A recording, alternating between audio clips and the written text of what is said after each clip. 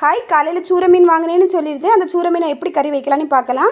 நம்ம வேறு எல்லா மீனுக்கும் தேங்காய் வறுத்தரைக்க மாட்டோம் பார்த்துக்கோங்க. சூரை மீனை பொறுத்த வரைக்கும் தேங்காய் வறுத்தரைச்சி கறி வச்சா தான் நல்லா இருக்கும். இதுக்கு நம்ம தேங்காய், சின்ன உள்ளி, 2 அரி வெள்ளைக்கூடு, 1 இனுக்கு கருவேப்பிலை இவ்வளோத்தையும் வறுத்துக்கணும். இது லேசாக வறுப்பட்டதுக்கப்புறம் மஞ்சள் தூள், மல்லித்தூள், வத்தல் தூள், ஜீரகத்தூள், நல்ல மிளகு பொடி இவ்வளவும் போட்டு நல்லா வறுத்துக்கணும். வறுத்துட்டு இதை நல்லா அரைச்சி வச்சுக்கோங்க. நம்ம மீனை கழுவிட்டு இந்த அரைச்ச பேஸ்ட்டும் சேர்க்கணும். அப்புறம் புளி தண்ணி நம்ம தேவைக்கு ஊற்றினா போதும். புளி தண்ணியும் சேர்த்து அதுக்கு கூடல 2 தக்காளி, 2-3 பச்சை மிளகு இவ்வளோத்தையும் வெட்டி போட்டு நல்லா கறியை கூட்டி கொதிக்க வைக்க வேண்டியதுதான். கொதித்ததுக்கு அப்புறமா நம்ம உப்பு சேர்த்துக்கணும். 1 இனுக்கு கருவேப்பிலையும் சேர்த்துக்கணும். கொதிக்கிறதுக்கு முன்னாடி உப்பு சேர்க்காதுங்க. கறி பொங்கி பொங்கி கலைஞ்சிட்டே இருக்கும். அப்புறம் உப்பு டேஸ்ட் ரொம்ப மீனில் இறங்கிடும். அது ரொம்ப நல்லா இருக்காது பார்த்துக்கோங்க. மீன் ரொம்ப உப்பாக இருந்த மாதிரி இருக்கும். இதை நீங்கள் ஃபாலோ பண்ணிக்கோங்க.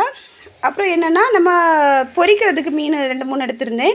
பொரிக்க என்ன மசாலா எல்லாம் போடுவேன்னா, ஜீரகத்தூள் போட்டுக்கலாம். அப்புறம் மஞ்சள் பொடி, வத்தல் பொடி, மல்லிப்பொடி இவ்வளவும் சேர்த்து பேஸ்ட் மாதிரி ஆக்கிட்டு பொரிக்க மீனை இது பண்ணி கொஞ்ச நேரம் ஊற வச்சுட்டு பொரிக்க வேண்டியது தான். மொத்தத்தில் எனக்கு வீடியோ ஒரு 10 பேர் அல்லது ஒரு 20 பேர் தான் பாப்பாவை. நான் உங்களை நம்பி தான் ஒரு பிஸ்னஸ் பண்ணலான்னு நினைக்கிறேன். அது ட்ரெஸ்ஸு பிஸ்னஸ் பண்ணால் எப்படி இருக்குன்னு எனக்கு தெரியல. உங்களுக்கு யாருக்காவது ஏதாவது ஐடியா இருந்ததுன்னா கமெண்டில் சொல்லுங்கள். அந்த வீடியோ பிடிச்சிருந்தா லைக் பண்ணுங்கள். மறக்காமல் சேனலை சப்ஸ்கிரைப் பண்ணுங்கள். தேங்க்யூ.